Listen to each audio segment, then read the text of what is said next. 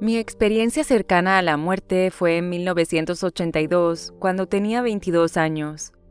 En ese momento yo era una ávida atea. Acababa de terminar la Universidad Vassar, donde escribí mi tesis de grado sobre la muerte de Dios, tal como aparecía en el modernismo. Yo estaba viviendo en la ciudad de Nueva York y era una alcohólica, y me encantaba salir de fiesta. Estaba en un club nocturno y me quedé sin cocaína, y compré lo que pensé que era un poco más de cocaína de un chico que estaba en el club. Mi cita y yo la estábamos esnifando, pero no conseguíamos colocarnos. Así que la esnifé toda, esperando que me colocaría más tarde. Después de estar sobria gracias a mi programa de 12 pasos, y mis amigos, que solían ser traficantes de drogas, se enteraron de mi historia, dijeron que era lidocaína. Dijeron que ellos solían cortar la cocaína con lidocaína en los 80, pero te vendían lidocaína pura. Así que empecé a notar que estaba teniendo una visión del túnel. El exterior de mis ojos me mostraba como un punto naranja, y gradualmente, a medida que mi corazón se ralentizaba, a tal vez 30 latidos, 20 latidos por minuto por la lidocaína, comencé a sentir que no había aire en el club. Así que entré un poco en pánico y le dije a mi cita, «No hay aire». Dijo, «Vamos a traerte un vaso de agua». Me llevó al cantinero y me dio un vaso de agua. Tomé un sorbo y luego pensé por un segundo que me había roto la barbilla, cayendo en la barra. Yo estaba en realidad teniendo una horrible convulsión y un paro cardíaco, pero a mí me parecía que ese golpe debajo de la barbilla me había lanzado en el aire, como un puñetazo, y yo estaba volando en el aire, y tenía una leve sensación de dejar todas esas tonterías atrás, y eso fue lo último que recuerdo de mi vida como Luisa. Entonces yo me incliné hacia atrás, me arqueé e hice una zambullida hasta que entré al océano. Fui muy profundo, y luego quería estar en la superficie, y ya en la superficie miré y vi la orilla bastante lejos. Quería estar allí, y luego estaba allí, y miré hacia la playa, y vi una colina, o una pila de mar, como una vieja casa en la parte de arriba, y yo sabía que tenía que ver conmigo.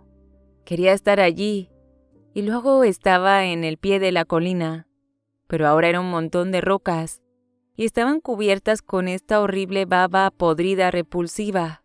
Pensé en ese momento que podrían ser algas podridas, pero sabía que tenía que escalarlas para llegar a la casa. Así lo hice, y subí, y cuando llegué a la casa, yo solo medía 1 pulgada de alto. Ya no tenía un cuerpo en absoluto. Yo me había convertido en una cámara subjetiva de alrededor de 1 pulgada del suelo, por lo que esta cámara se movió sobre la puerta, y en ese momento me di cuenta que todos mis antepasados habían cruzado ese mismo umbral, y que esta era nuestra casa de transición. Y supe que todos se me habían adelantado a algo más que no sabía, pero estaban presentes, y podía sentirlos. Pude sentir su alegría al anticipar verme, especialmente a mi abuelo, que nunca me había conocido en vida. Estaba ansioso por encontrarme allí, así que me moví sobre la madera. Pude verlo muy, muy claramente, porque yo estaba tan cerca, y vi, y sabía que como pie tras pie tras pie, generación tras generación tras generación, había pasado por este mismo punto. Y usaron esa madera, con una especie de textura terciopelada. Se suponía que había una silla en el medio de la habitación, donde a todos mis antepasados les encantaba sentarse y mirar el océano. Y pensé que quería hacer eso. Es mi turno. Pero soy demasiado baja y no había silla. Y algo en respuesta a eso parecía atraparme por mi corazón, aunque yo no tenía cuerpo. Y tiré de mí hacia adelante a través del suelo. Tenía un gran sentido de lo que estaba pasando, pero bueno, y luego subí al alféizar, y después estaba volando sobre el océano, y yo estaba volando hacia el sol, que se estaba poniendo, por lo que estaba emitiendo una especie de camino moteado de luz sobre el océano. Había colores dorados a mi alrededor. Es la más hermosa puesta de sol que puedas imaginar. Y yo estaba ahí haciendo zoom sobre el agua y sentí tanta felicidad y tanta alegría que podía sentir la velocidad de mi zoom. Y luego tuve un pensamiento. Espera un minuto, la gente no puede volar. ¿Es esto un sueño? ¿Es real? Y una voz me respondió. No esperaba que fuera un tipo de voz muy profunda y poderosa. No la había escuchado antes, pero la sentí en mi mente. Y decía con total realidad que había significado en mi vida. Y lo sabía. Estuvo bien. Así que me acerqué más y más al sol. Me preocupó un poco de que lo fuera a tocar y quemarme. Pero en cambio yo pasé a través de un filamento en el interior del sol. Y en el centro del sol había luz. Era la luz. Era penetrante. Acababa de pasar por completo a través de mí. En mí este sentimiento de dicha y amor, tanto amor y calidez, y bondad, y felicidad, y me sentí completa. Me di cuenta de una figura paterna que me estaba sosteniendo, sentado como una especie de Buda, pero abrazándome como una niña pequeña en sus brazos, y simplemente vertiendo amor en mí. Me encantó, y solo quería quedarme allí, por siempre. Era perfecto. Pero entonces los padres dijeron, no puedes quedarte, no has terminado todavía. Y me dio un ataque. La luz pasó a ser completa negrura. Y dije que no, y tuve la sensación de patear y gritar, y querer mostrarle a los padres que yo quería quedarme. El padre acababa de decir caso cerrado, y yo estaba cayendo a través de la negrura de la primera vez. Sentí miedo. Y después empecé a ver en la oscuridad estas figuras de tiza, figuras de palo dibujadas en tiza. Eran como pequeñas animaciones infantiles que estaban haciendo volteretas, iban en columpios y estaban diciendo tonterías, rimas infantiles, como cuántos violines hacen un flim flam, o cuántos hipopótamos hacen una rayuela. Y pensé que no había nada tan bueno como la luz. Pero esto es algo que el Padre me ha dado para ver hasta que yo pueda volver a la luz, porque sabía que iba a volver a la luz. Yo estaba decidida a volver, y los estaba viendo como colgando afuera, y luego uno de ellos se movió más cerca y comenzó a llenarse como un plato de cena, en lugar de un círculo de tiza, y la canción de cuna que seguía diciendo era: ¿cuántos dedos? ¿Cómo te llamas? Y yo estaba tratando de ver a mi alrededor, y luego me di cuenta de que él me estaba hablando y me di cuenta de lo que pensaba.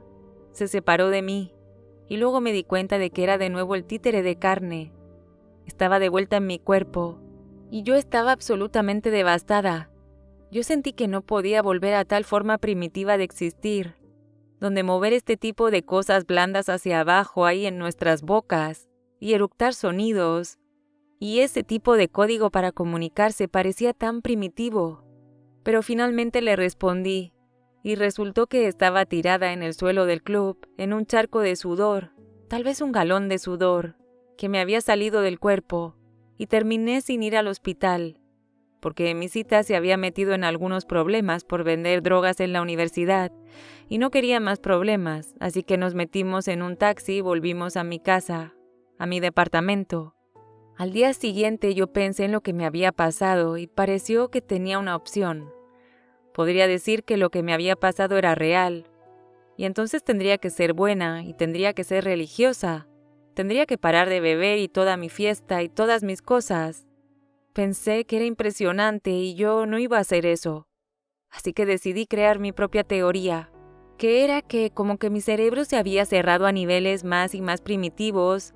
Finalmente había alcanzado un nivel donde solo había amor, y eso es lo que había alucinado, estando dentro del sol. Así que aquí estaba con 22 años. Había rechazado esta experiencia cercana a la muerte. La rechacé y seguí siendo una atea. Y eso era todo lo que quería.